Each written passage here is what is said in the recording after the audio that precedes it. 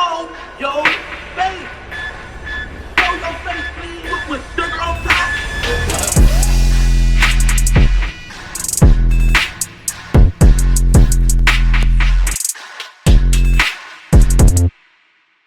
Hey, what's up, y'all? Y'all know my slogan. I don't know it all, but I know what I've been through. Now, before we get into this video, make sure you check us out on Patreon at www.patreon.com/Hookah Anonymous _. You guys been telling us to create one for the longest, so we recently created a community where we will upload videos that we can't share on YouTube due to their guidelines, but we'll also be dropping the latest to there first, behind the scenes information that you wouldn't find anywhere else on our socials. So make sure you become a member, and after you do that, head over to our official Instagram page at Hookah Anonymous _ and follow us there. Now, without further ado, let's get into what you guys came here to see. Now, there's been a lot of speculation since T Slick's passing, where people were wondering why was he still in Chicago, knowing that he had close affiliation with Chief Keef. As y'all know, Chief Keef is living the high life in California with no plans on ever stepping foot back to Chicago, as he was once one of the first guys to actually make it, then leave. T Slick, who was a close associate to Chief Keef, who have been rumored to have taken a charge for him, which resulted in Slick doing 11 years in jail and being released just a year ago. News will come out that Slick will be shot and killed in the Peoria area of Chicago after attending a party, according to news reports. Now, we did a few videos covering the death of T Slick. I told y'all from the beginning, something didn't seem right to me based off what we were told. At first they said he was killed at a party, then it was rumored that he was killed in the car alone, and just a bunch of stories being put out there that, came out to not be too factual. We later found out that he was scheduled to perform at a party, but he never made it to the party at all because he would be targeted by a drive-by shooting. It also came out that T Slick wasn't alone like people thought, but once again, it's a whole bunch of speculation surrounding that incident, and it seems like it's being kicked under the rug, so I'll just leave it at that. Now, most people were wondering, why wasn't T Slick out the hood? Why was T Slick still in the hood when he could have been with Chief Keef? Why Chief Keef left him in Chicago? A whole bunch of questions. We told y'all before that more than likely T Slick was still in Chicago due to his parole stipulations, where they don't allow him to leave the city until he's fully off parole. Although some people feel he wasn't on parole and others feel like he was, we finally got confirmation that T Slick was in fact on parole, and he actually planned on leaving Chicago after he was fully off parole in September. And not only was he planning on leaving to LA, he also wanted to have another baby, in which we learned that the girl actually didn't want to have it, and we'll get to that a little later. Now, we know this due to a post made by his significant other that posted a screenshot of their conversation detailing how Slick wanted to leave Chicago. So we're going to get into all that, but before we do, make sure you hit that thumbs up button so we can get this video into the algorithm. And if you're not subscribed to the platform already, make sure you do so now. Let's get into it. Now, in the screenshot, Slick is the dark messages in the text, while his significant other is the blue, and the conversation will start with Slick saying, quote, "Yaya, you being selfish. It should be my decision too. I want you to keep it. I'ma come over. We're gonna talk about it more when I get there." She would say, quote, "I'm moving to ATL, Thomas. You can't even leave OT yet." He would say, "Baby, I leave here in September and you'll be carrying my baby and we moving to LA like what the F, just keep my baby, bro. It's a lot for me to think about. I love you. I want to have your baby, but you really think right now is a good time? Sooner the better. There's never going to be a right time. Yaya, come on. Answer the phone, baby. Talk to me." She will also caption the screenshot saying, "I'm sorry, baby." So, judging from the text thread, she informed Slick that she was pregnant, but she didn't want to keep the baby, unfortunately. She states in the text messages that it's not the right time because she wanted to move out of Chicago and go to Atlanta, but as family, she wouldn't be able to do so with Slick because he was currently on parole and couldn't relocate. In the messages, Slick assured her that he wanted her to have the baby and she shouldn't worry about him relocating because even though he was currently on parole still, in September, he would be able to move and he planned on going to LA. So I'm assuming that either he was getting off parole in September or maybe parole was allowing him to move in September, I'm not sure.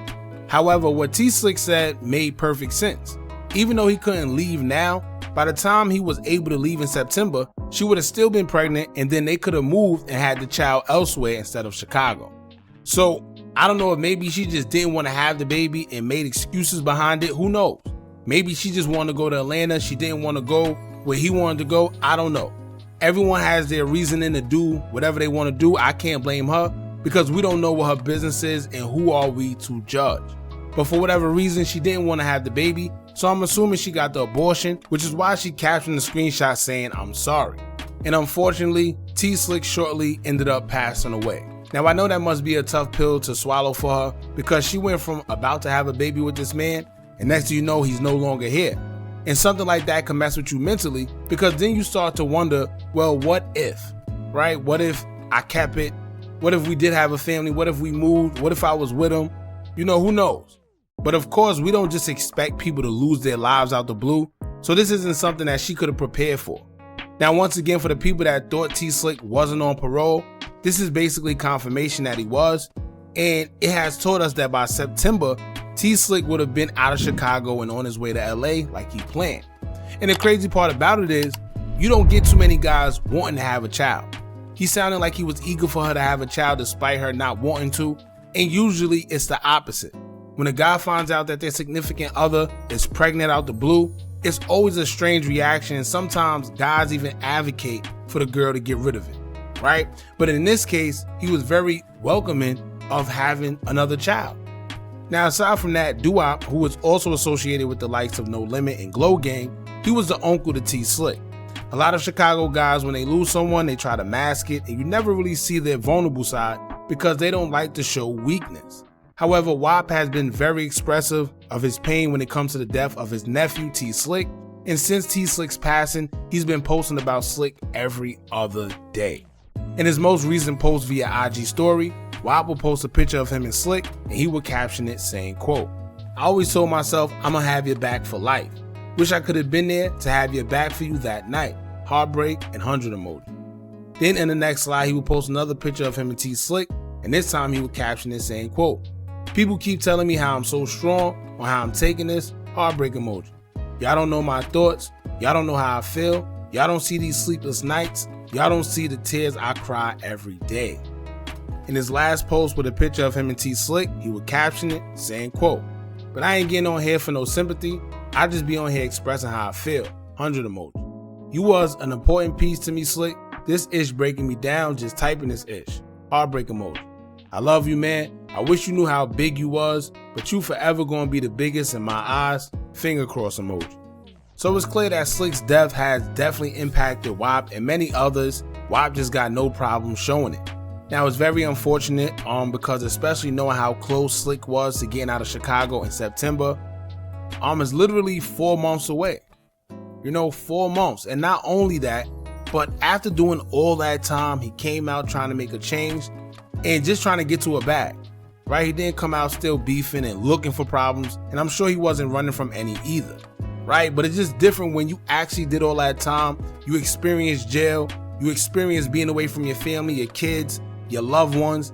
You come out with a different type of outlook on life, and that's what it seemed like when it comes to T Slick. It looks like he did all that time and he actually learned from it. And like I said, I know he's not running from any problems, any smoke, or any ops, but it's just different when you actually been through something opposed to people who haven't and they just in the streets running wild. Especially when you got people that's looking up to you, people that's depending on you, people that want you to do good because they supported you your whole way, right? King Yella showed a conversation between him and T Slick, and it showed that Slick was also pushing peace, right? He could have easily been like, "Oh no, F you Yella, you chasing it, you this, you that." But instead he welcomed him and said, "Yo, listen, I'm trying to push peace as well. I'm trying to get to a bag. Simple. We ain't gotta be the best of friends, but we ain't gotta sit here and act like we want to kill each other every time we see each other either." Right? Because we know that beef and controversy, drama and all that stops the money. Nobody gonna want you. Nobody gonna want to book you. No company, none of that. And I think he got it.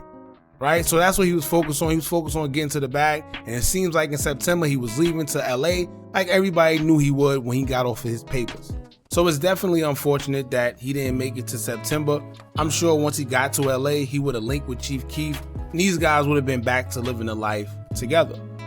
Right? So my condolences go out to T Slick and his family. Rest in peace to him. Y'all jump in the comments and let me know what y'all think about this. Don't forget to like, comment, share, and subscribe. Hit that bell so you're notified every time we drop new content. And remember, as long as you keep on watching, I'ma keep on dropping. And I'm out.